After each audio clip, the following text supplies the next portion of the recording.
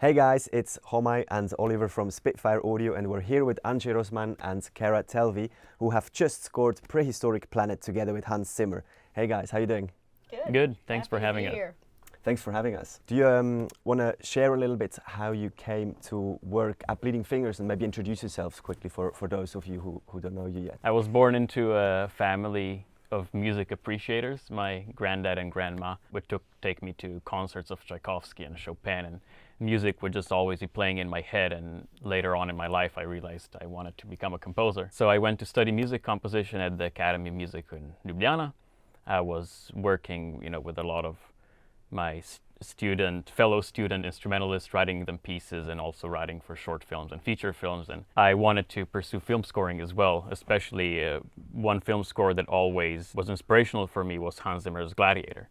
Anyway, I went to Berklee College of Music in Valencia, where we actually studied together and were classmates.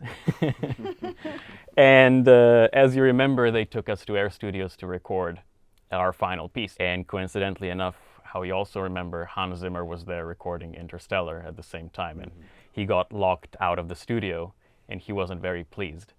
He was eating some spinach soup, I believe, and I went to bother him. And I told him that I'm doing the analysis of Gladiator as my part of my final thesis, and if I can ask him a few questions. And he said, sure, maybe someday. I didn't really think it would happen. But coincidentally enough, I posted my piece Polyverse, the piece I recorded at Air Studios, to VI Control Forum, and Hans found the post, and he replied something in the vein of, this is amazing, now I'm not so mad that you guys stole my studio. Okay. And then a few weeks later, he called me and we had a chat about Gladiator, and he briefly said that he might have plans for me for the future. But then I went back to Slovenia, had a career in Slovenia. After 4 years, achieved most of my goals, and then one Wednesday I basically called Hans and asked if I can come work here, and half a year later I was here. Wow, pretty cool story. That's impressive. What about you, Kara?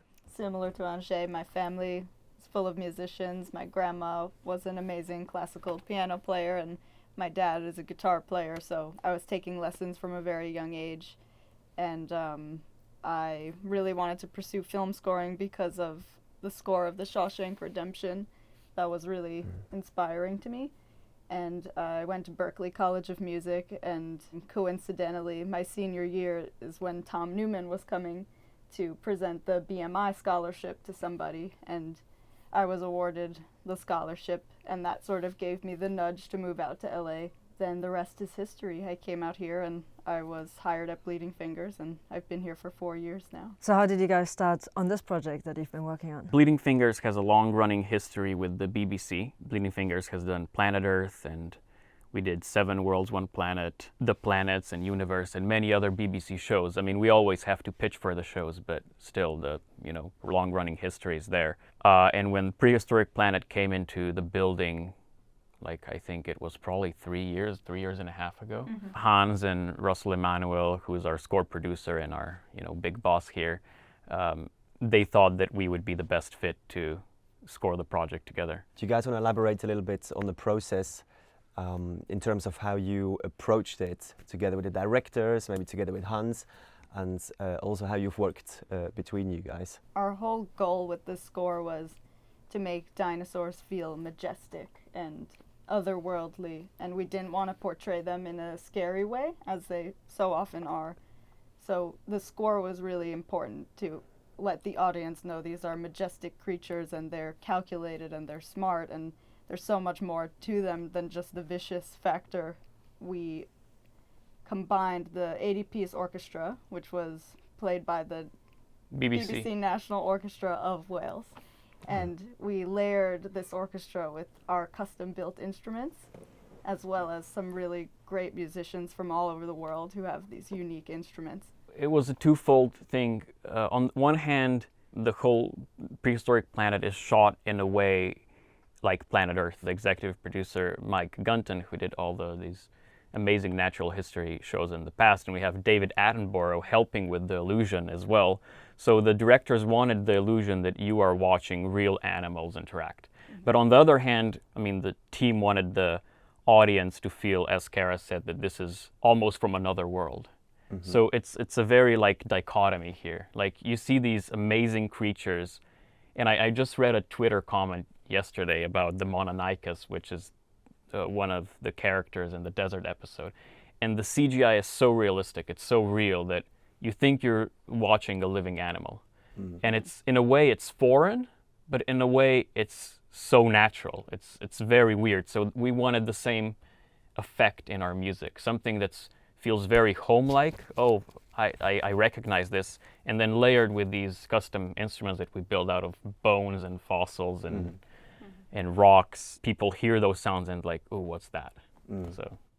So before we look at some of the instruments that you've built, which is really exciting, can you share a little bit kind of the nitty-gritty bits of how you've worked? Like did you guys create the template first? Were you pulled into the project really early on? There was no picture yet, you know, how did you interact with the director?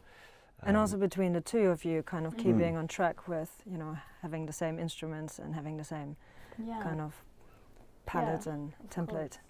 So I think in general our usual templates are very similar. You know, some key commands are different. Mine are better. Wow. We orchestrate in a very similar way. So already we have this foundation of our orchestral instruments, but then it was, you know, what are we gonna replace the violins with in this track? Maybe I'd write a cue and I'd bring it down to Anže and ask him to play some of the custom instruments on top of it, just to give it that otherworldly feeling. Things like that. And then sometimes he'd bring his cue to me and I would, you know, write a melody for him on top of. That's amazing. Kara's amazing with that, where I'm not very, like writing melodies is not my strong suit, and it's definitely Kara's. I would be writing something and I would just have some chords and like ambiances with stuff I recorded, and like I just need a melody on top. Kara, can you come down? She's like, okay. And then she literally spends a minute playing something on the piano, and she's like, yeah, try this. And like I try, and that's exactly what I've been looking for like 2 hours. Yeah, so it was a really cool collaboration. And what we have to like emphasize is, before we even wrote a note, we brainstormed ideas with Russell and Hans about, you know, what is going to make this score different, before we had any of these custom instruments. So kind of like the light bulb moment for me and Kara was when we took a trip to Arizona. We wanted to get inspired, and also holidays. And so we went to some dinosaur-related sites in Arizona. And in Sedona, we stumbled upon Native American trading post. And there was just a room for arts and crafts, and it was just filled with bones and fossils, and like there were some meteorites and Native American instruments.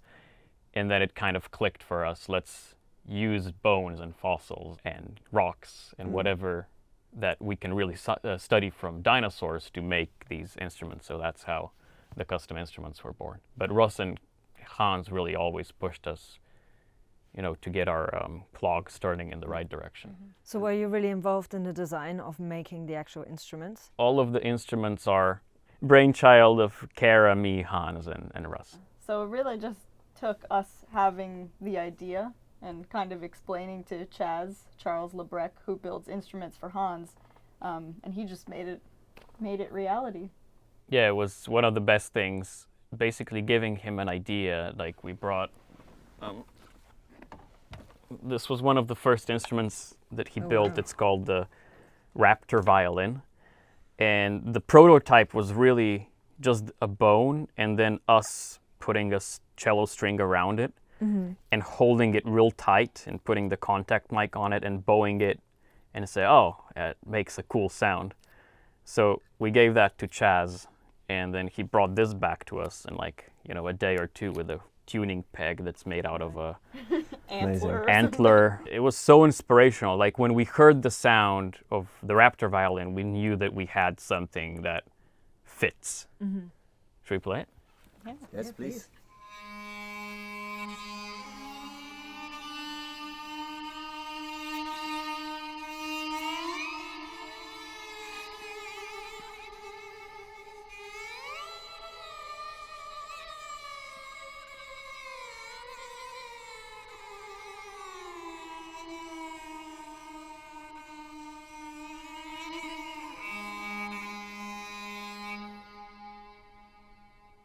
Like we really think that it doesn't sound like anything else. It's hard to explain. And you had one as well, no?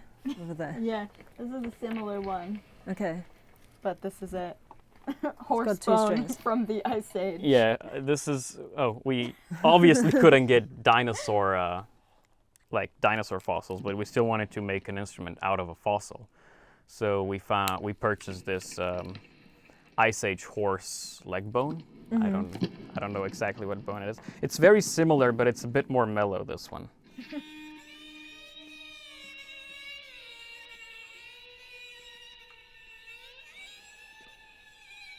This one is like, it's much harder to play, but we use it a lot for like just ambiences and pitch it up, pitch it around, or just like for the cool. typical risers. Yeah. Did you play all of them? Yeah. Anže? Yeah. So even on like Kara's cues, she would write a cue and she would sketch it out with cellos, but she knew like, I don't want this to be a cello. Like she was already writing for the instruments, and then Right. Okay. she brought it here and she asked me to record and dictate Cool. what I have to Cool. play. Did you process it afterwards a lot once you recorded it? I mean, without the processing, it almost, these particularly don't have that big of a sound. Okay. But the one we're about to show you, actually on its own, without processing, is really cool. These have a contact mic, and it's basically the cheapest contact mic on Amazon. Once you kind of put it on, it's there and you can't really replace it. So we would put it on different parts, and we would just go through like tens and tens of these to find like the perfect spot for it. Yeah, they don't make any sound, really without the contact mic. It's very quiet. It doesn't have a resonating body. This is the Hadrocello, and this is Fat Rex. So the Hadrocello is a moose bone with a cello, baby cello body. So the idea was that we would use the bone as the fingerboard and as the bridge. So the string vibrates the bone and it goes through the bone onto the body. Right. And it really doesn't sound like anything we've ever heard.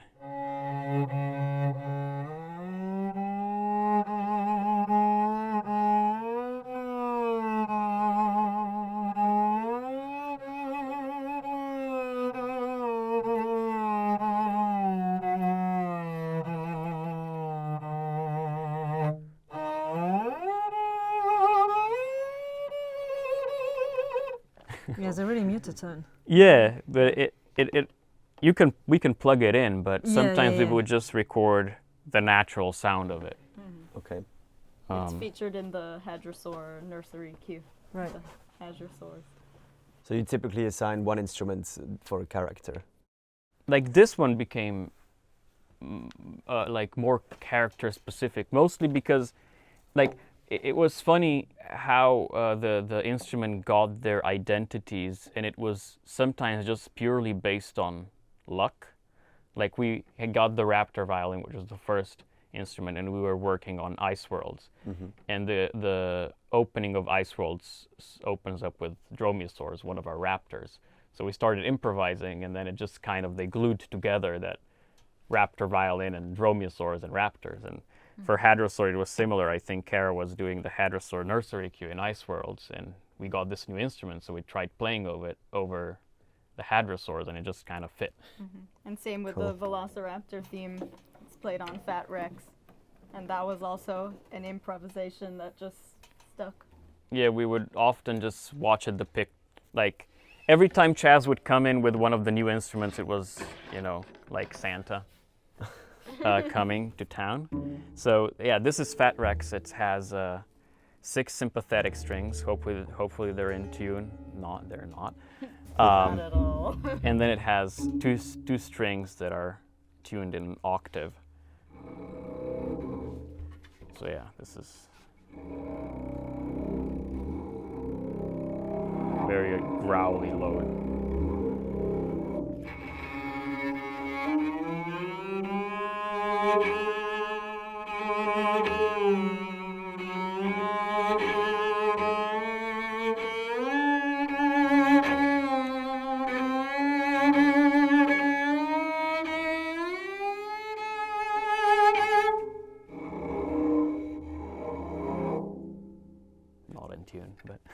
Great. Can we listen to a cue? Yeah. First cue we want to share with you is the Elasmosaurus sequence from the Coasts episode. So it starts with some cool bells and the Yabahar, which is a custom instrument made by Gorkum Sen in Turkey.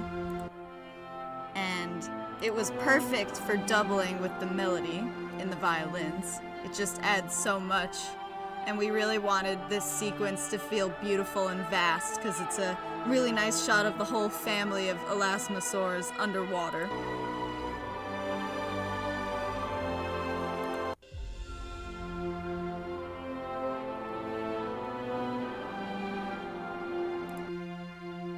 So the orchestra alone, it's still quite beautiful, but with the Yabahar and all of our cool textures added, it really adds something special.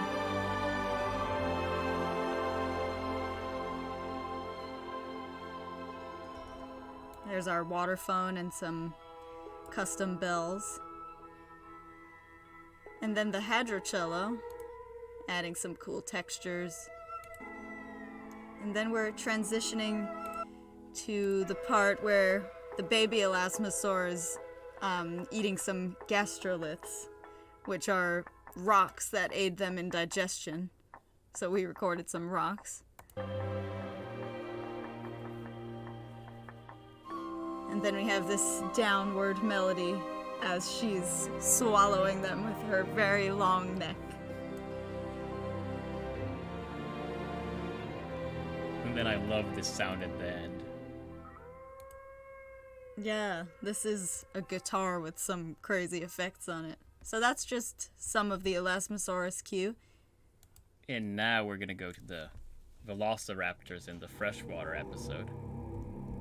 And as we already said, the Velociraptor theme is played on the Fat Rex, and it's the first time we actually got this instrument from Chaz, and we just started improvising.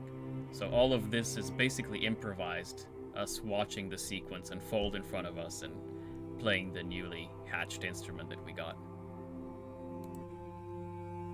And it just has such a unique sound, and it fits so perfectly with the scenery, and it just makes the Velociraptor sound smart and calculated, how the directors wanted to portray them.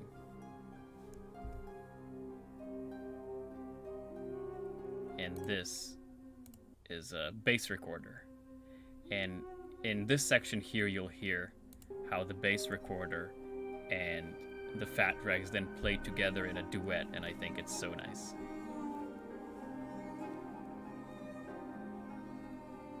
And now the bass drops. And even this bass is the Fat Rex playing Pits. So now the duet. The Velociraptors here are on the hunt for the pterosaurs.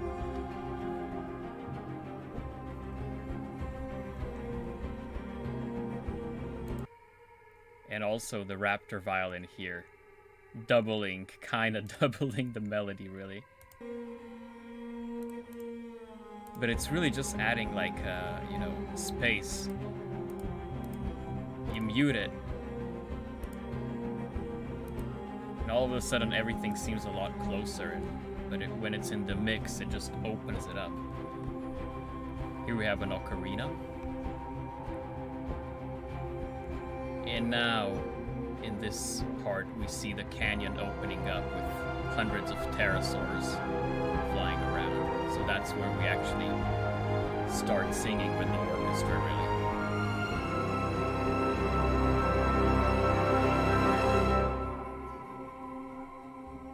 Yeah, so that was the Elasmosaur sequence and our Velociraptor sequence. Thanks so much, guys. That sounds fantastic. And thank you for your time and sharing some insights into this amazing project. Well, thank you guys. Yeah, same here. Thanks so much. And thanks so much for watching. Stay tuned. Lots more coming up. Hit subscribe if you haven't, and the like button.